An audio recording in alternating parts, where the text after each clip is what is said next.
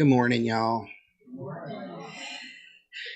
Welcome to the new sanctuary of the Metro East Unitarian Universalist Congregation. Let me turn off my phone. That's a good reminder.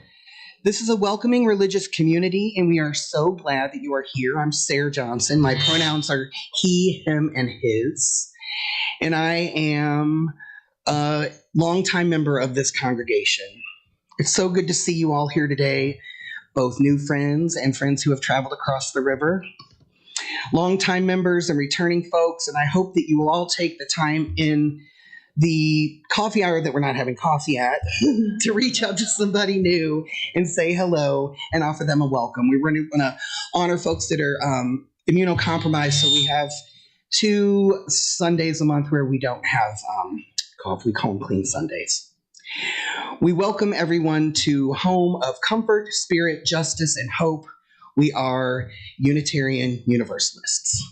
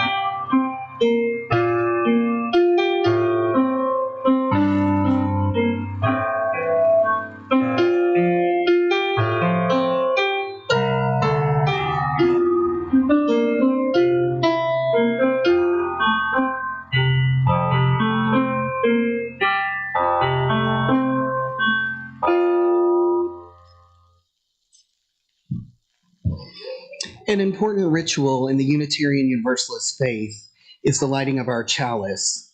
Unitarian Universalists have many different interpretations of the flaming chalice, including the light of reason, the warmth of community, the flame of hope. If you are watching elsewhere and you have a chalice or candle, please light it now. And we are all going to join in saying in unison words projected on the screen. We come this time together by giving the lamp of our heritage.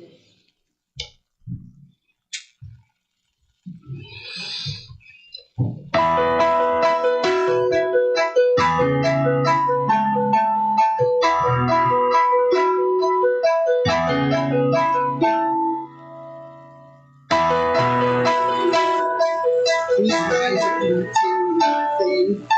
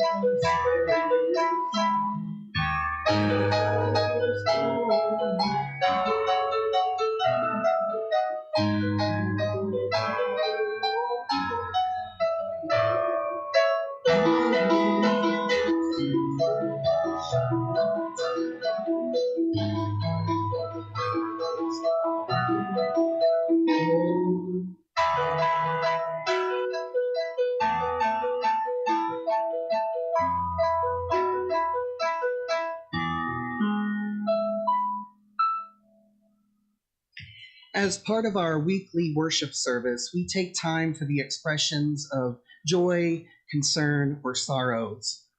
This is one thing that will not change. Home for us means a place where we can each share the things that weigh us down, weigh down our souls, or that fill us up with joy. And there are those we love surround us in good times and in turmoil. If you'd like to recognize a joy, a sorrow, or a milestone, you can come forward and place a stone or several stones in the water bowl to represent your joy or your sorrow. These are stones here in the front. Starting from the back, I invite you now to come forward and choose your stone and place it in the water, a symbol of what you carry in your heart. Let us be in a spirit of prayer and meditation.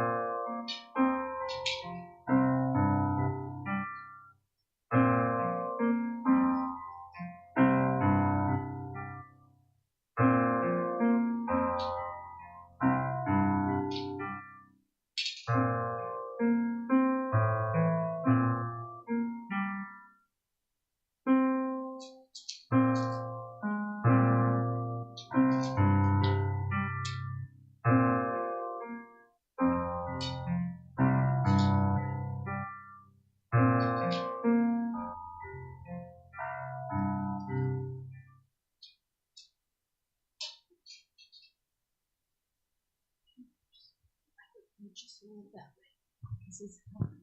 Yeah, I hear that.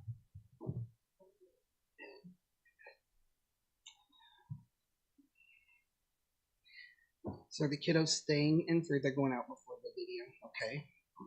So we're gonna sing our kiddos out.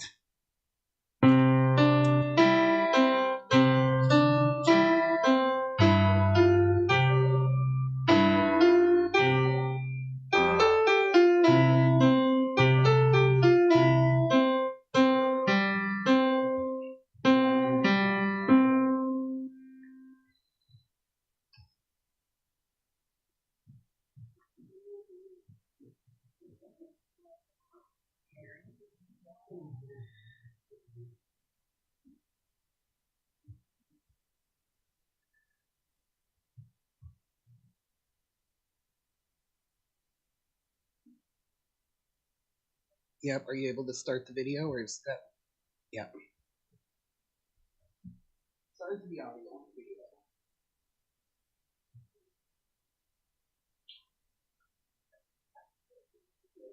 We're married here in 1954. I'm glad I'm here. And when I got to a church where they didn't pray to God, oh, that was wonderful. I really appreciated it. And I just loved it from the beginning, all the time.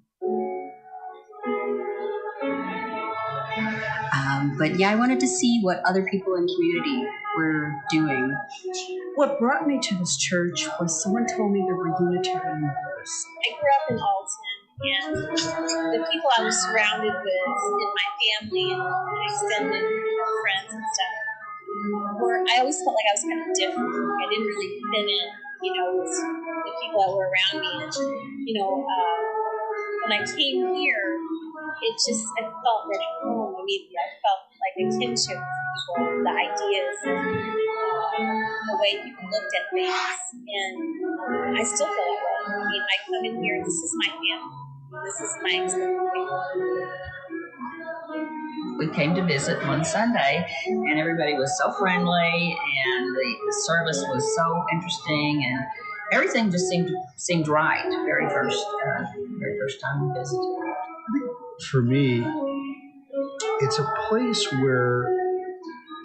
of total comfort, to where I don't have to be perfect. I don't have to be a certain way. I can be fully who I am. And I can express that in music, because I like playing and performing music. My first degree was in music, but now I sing.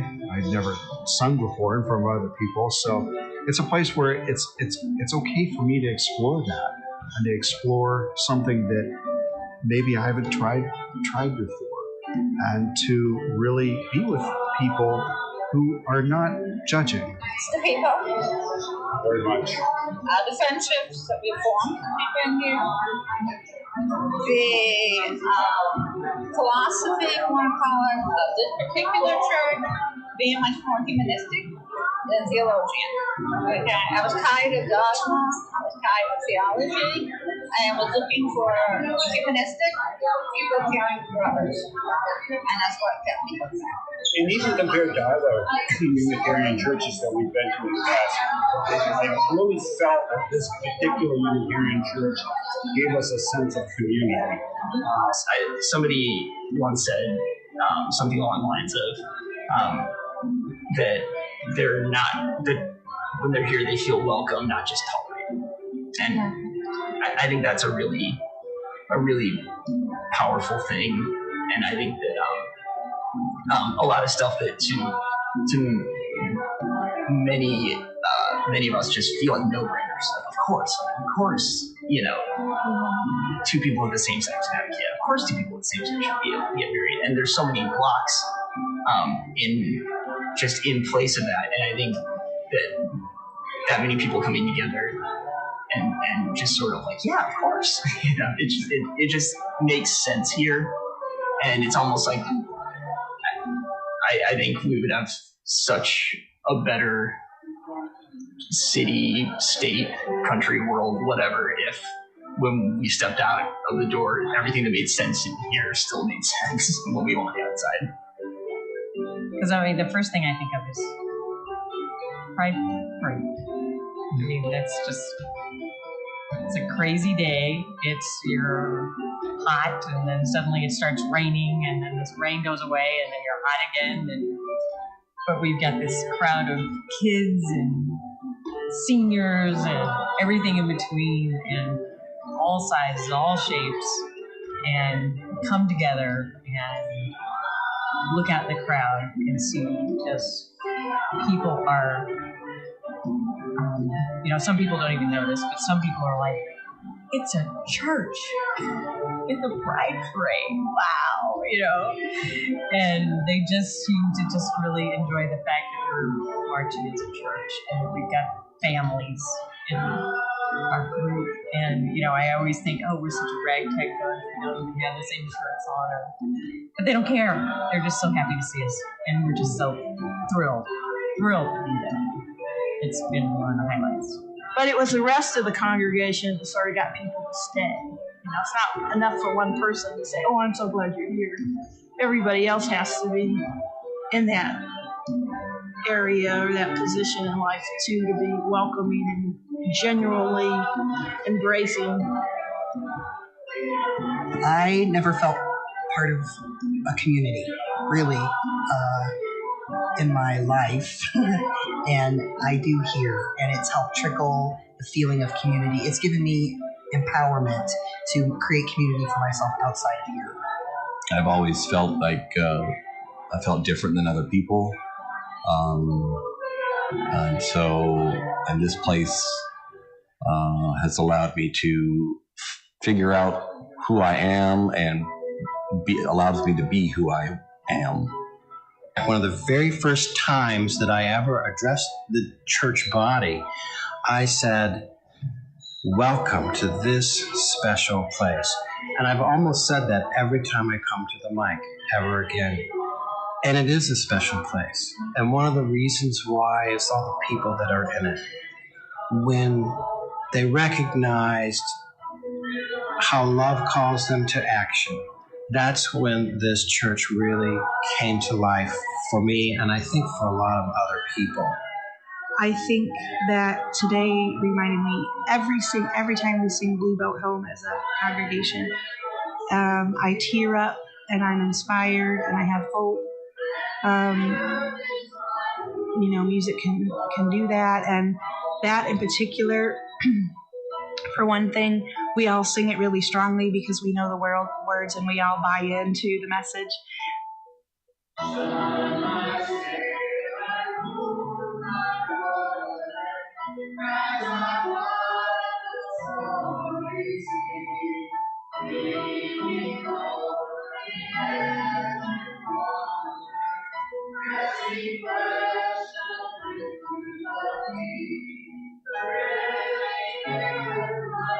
It's also important to us, I think, not just as parents, but as members of the community, to feel like the other children and the youth and the elders are all involved in all of the activities.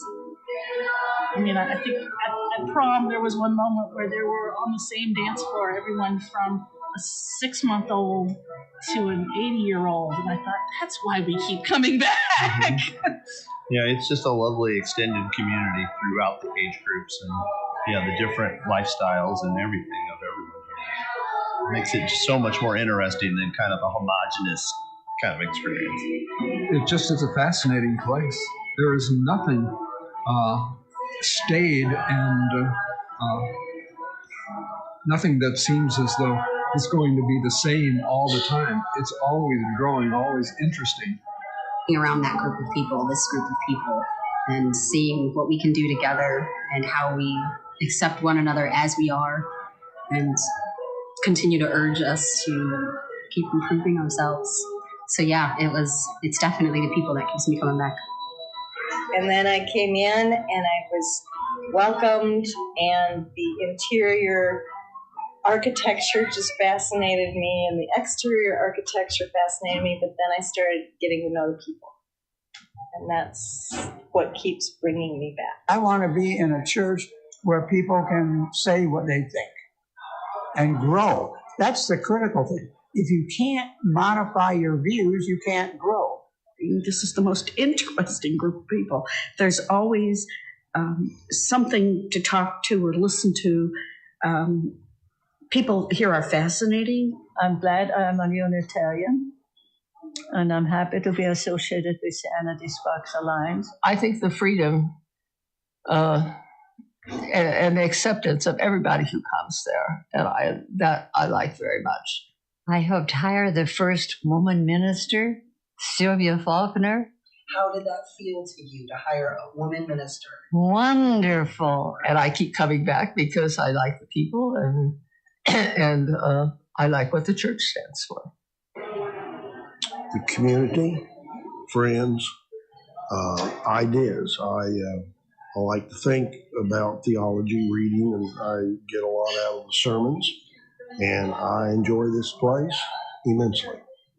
That's one of the things actually that impressed me a lot when I first started coming is how many people have been members of this church for a very long time. And they're still here to tell about it and be excited about it and want to share it with other people. And so they don't mind seeing strangers in their midst because they won't be strangers for very long. From the first Sunday that we came, I felt an intense connection to this church and especially to the people that were in it. And everybody that was here made me feel incredibly welcome. And I felt like I belonged. And I still feel like I belong. So it was a pretty amazing experience to come to a church for the very first time and have that feeling. I had not experienced that before. It has struck me that it was a leap of faith in 1836 for a small group of people in Alton to gather and decide that they were going to do church differently than their neighbors were doing.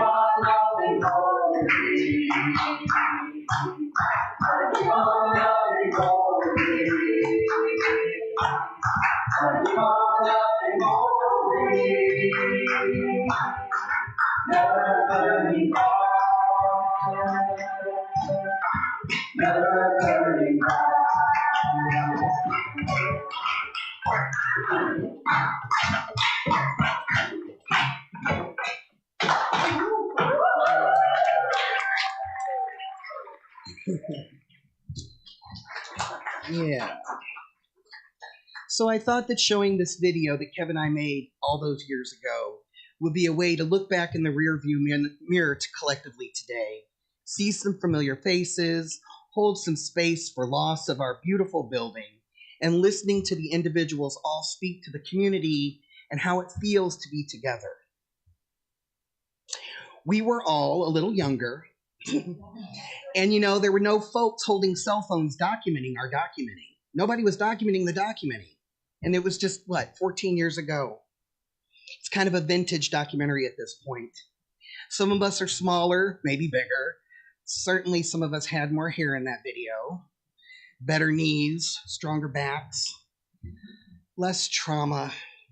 Some of us have gone from death and disappointment or simply just moved away. And there are still some of us here. Really, perhaps different people, but similar characters to this UU experience that we are all having together this season. I've had the opportunity to visit quite a few UU congregations over my year of grief, and it is a very similar vibe or character type in most, if not all of them. What I love is the undercurrent of our characters is love and openness, and I'm pretty much assured that walking into any UU congregation as a queer and transgender person, I will be welcome and more than likely asked to join a committee. If we are leaving winter behind and looking for a merciful spring, I find reflection helpful, especially as I try to shake off my own hibernation and isolation that comes with my winters, especially my last 3 winters. This particular time of year is hard for me. It's full forced reflection, whether I want to or not. So I'm looking back intentionally at a larger community, a support system, this church and this Unitarian Universalist community that has held me for so many years. I can feel the energy and the vibe coming into this new space. And I know it's my own perspective and desire to find myself here again. But I do feel energy and I do feel movement. I recognize that so many of us are embracing that community really is important. Intentional, in person, real life, loving community that challenges our privileges, that will challenge racism and classism and the status quo. You know, I've not been here as long or as consecutively as, let's say, the other Johnsons. But I have been here, and I see this community of people have sculpted my life for the last 17 years or so. It's been beautiful, and I feel the literal dumpster fire of hopelessness that our government is pouring out. Sometimes our humanity. I feel a stronger need to hunker down, but in places like this, with people like you, to tune out and engage on personal levels. This place is wonderful for that. Oh, computers, sorry.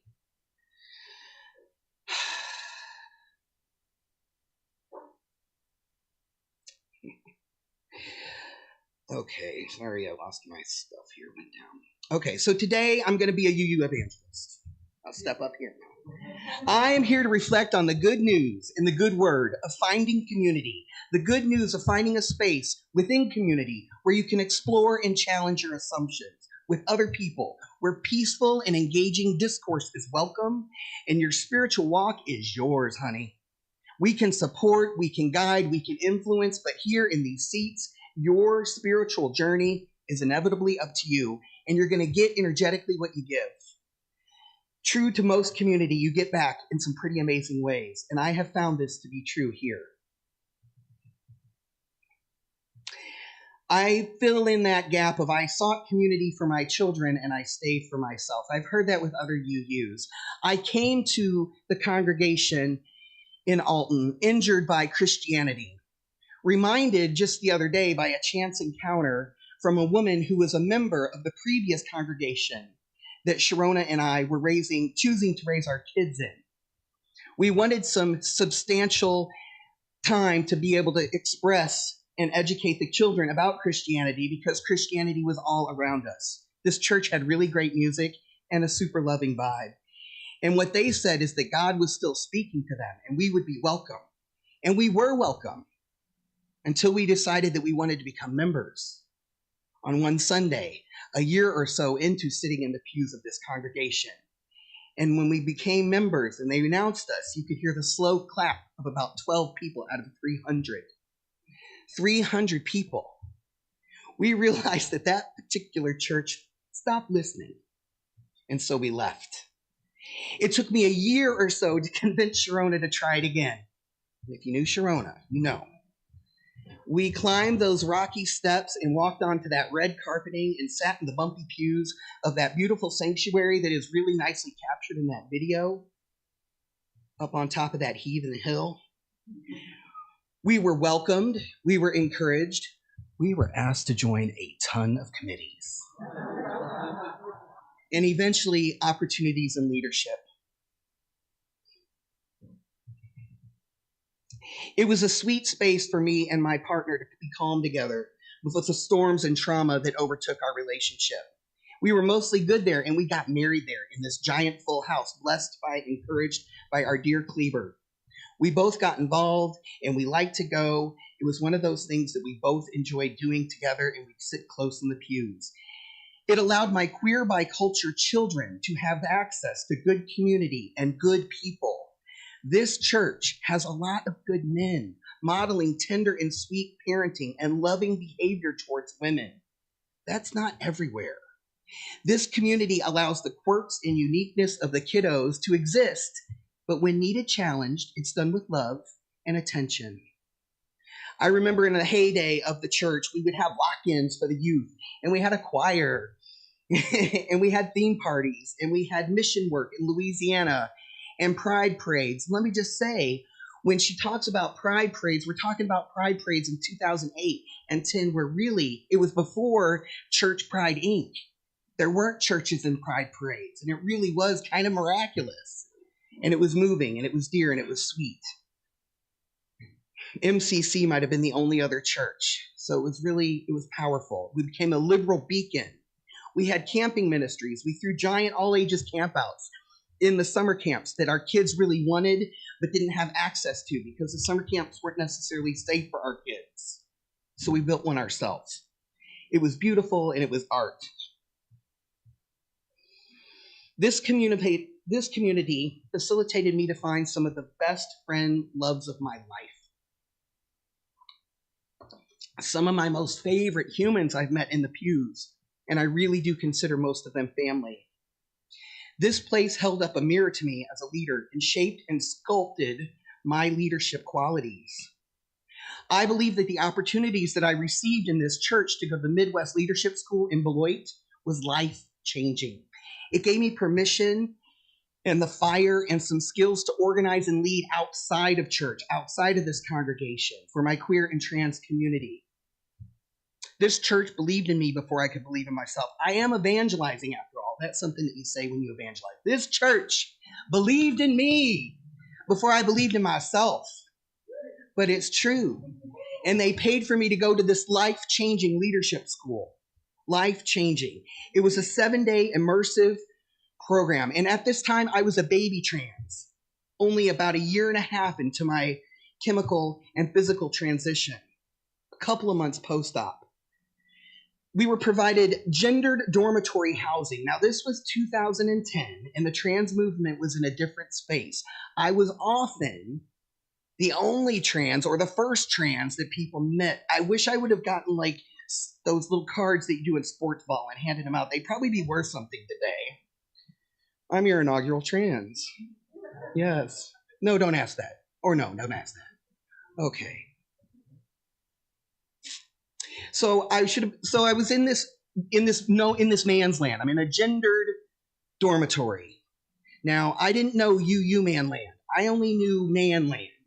And I was still learning the intricate differences of male culture, especially behind closed doors. And I got to tell you, UU men were easier to assimilate with. They tended to be more about like books and science and puzzles and disc golf rather than like sports ball and loud space talkers and that devil's advocate. Not those kind of men. It was my gentle introduction into male culture, into a male-dominated space, into a dormitory of dudes. I was nervous, but as UUs do, in our best of times, we love each other and allowed privacy for me, but they always checked in to make sure that I was feeling safe. I recall feeling super validated with my masculinity the first time I popped out of the shower, and there I witnessed a cornucopia of naked men's bodies, shaving, brushing their teeth, flossing, not in like a macho, taking up space kind of way, but more of like, this is very efficient. We need to get going to service. Good morning, sir. Good morning. It didn't really have anything to do with my spiritual journey directly, but it was an amazing and loving way to be introduced to male culture. It was dear and it was sweet, and that experience has helped me figure out how I want to be in the world as a good, queer, Unitarian Universalist man. So my evangelism leaves me here, seeking as always, but now I'm a little older and a little more jaded, a little more realistic. The pandemic life has changed me forever, as I'm sure it has many of you. The last 3 years have changed me forever, and as I reflect back on the support and what has gotten me through, it's not that concept of an all-knowing or vengeful God, it's knowing the effect that good community can have on your life and how it can save your life and enhance your life. I came to UU community for my kids, and I left in my grief. And now I'm back to explore and seek community differently. I'm sure I have my open heart and my mindfulness, and I'm more full. I keep my sense of humor and my sense of wonder, and I love that we're creating over here in the Metro East. I love it that it's so much closer to my home. Sometimes things have to crumble to the ground to be rebuilt, and that's okay, because every time I see things crumble to the ground, we can take the lessons and be stronger. And I really do believe in this UU's seasoned of characters. And I'm grateful to be in the Blue Boat home with all of you.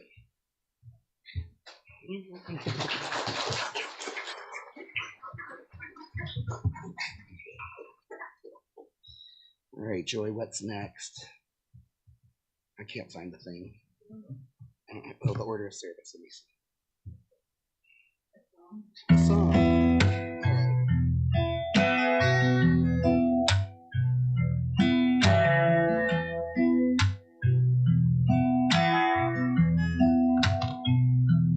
When I was a boy each week, on Sunday we would go to church, pay attention to the priest, and he would read the holy word, and consecrate the holy bread, and everyone would kneel and bow, daily on the differences. Everything is holy now.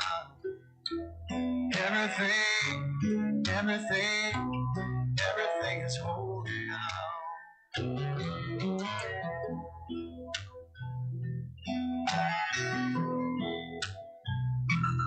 When I was in Sunday school, we would learn about the time Moses split the sea in two, Jesus made the water wine, and I remember feeling sad. Miracles don't happen still. Now I can't keep track, 'cause everything's a miracle.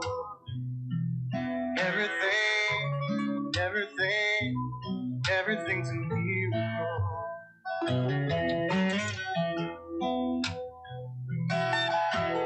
Wine from water is not so small, but an even better magic trick is that anything is here at all.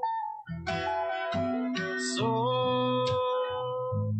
challenging thing becomes not to look for miracles, but finding where there isn't one. When holy water was rare at best, it barely wet my fingertips. Now I have to hold my breath like I'm swimming in a sea of air. It used to be a world half there, heaven's second-rate hand-me-down, but I walk it with a reverent air, 'cause everything is holy now.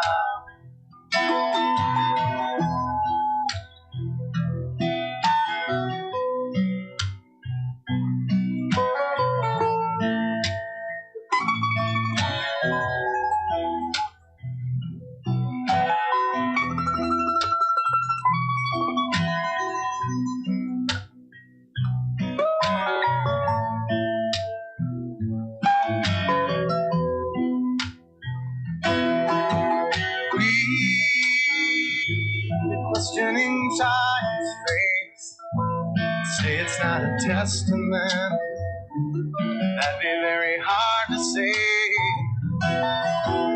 See another new morning come, say it's not a sacrament, I tell you that it can't be done.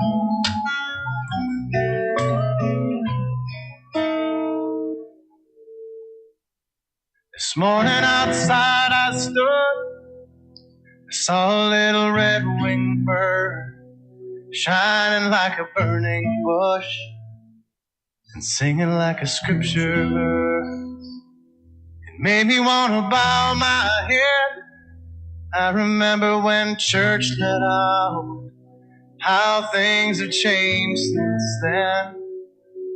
Everything is holy now.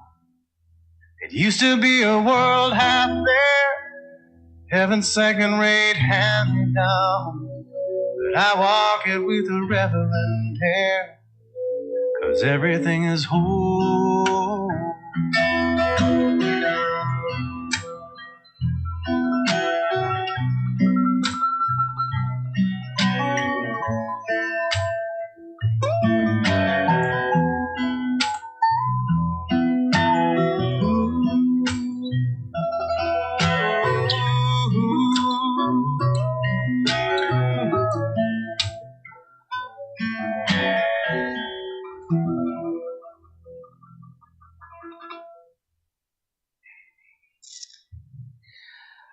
Okay, as Peg passes around the offering basket, I offer a gentle reminder that this community of faith is supported by your giving.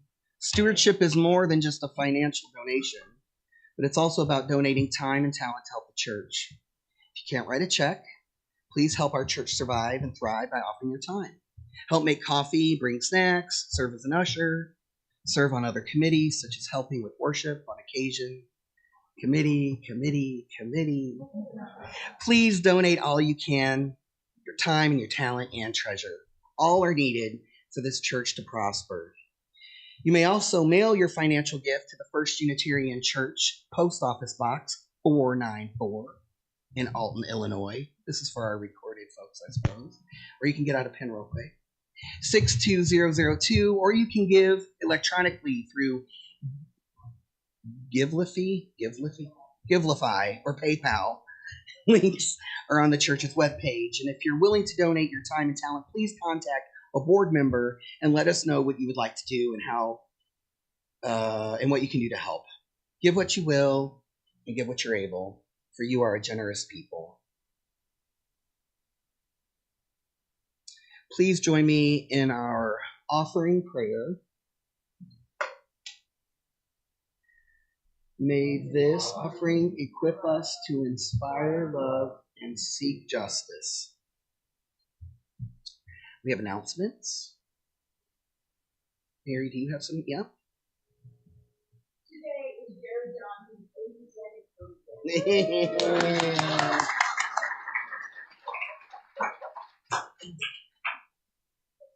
Oh boy. Okay. Looks like there's lots of opportunities. Okay.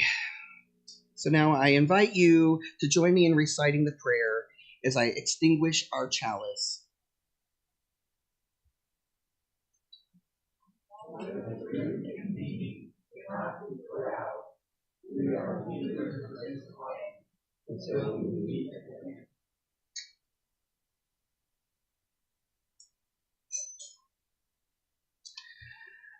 Well, I didn't really prepare any closing words, but I am surely grateful to be here, and I look forward to creating community with all of you.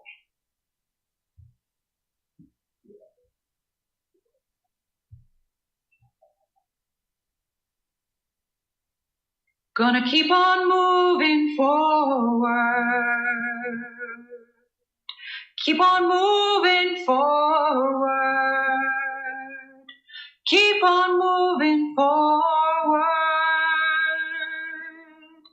Never turning back. Never turning back.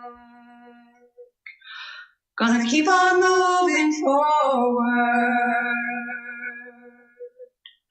Keep on moving forward. Keep on moving forward. Never turning back. Never turning back. Gonna keep on moving forward. Keep on moving forward. Keep on moving forward. Never turning back. Never turning back. Gonna keep on moving proudly. Keep on moving proudly. Keep on moving proudly. Never turning back. Never turning back. Keep on singing loudly. Keep on singing loudly. Keep on singing loudly. Never turning back. Never turning back. Gonna keep on loving more. boldly. Keep on loving boldly. Keep on loving boldly. Never turning back. Never turning back. Keep on moving forward. Keep on moving forward. Keep on moving forward. Never turning back. Never turning back. Never turning back. Never turning back.